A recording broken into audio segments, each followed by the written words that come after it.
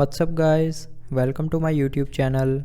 In this video I will show you how to fix LG Gram fingerprint not working issue. So before starting the video, don't forget to subscribe the channel and also press the bell icon. So let's start the video without wasting our time.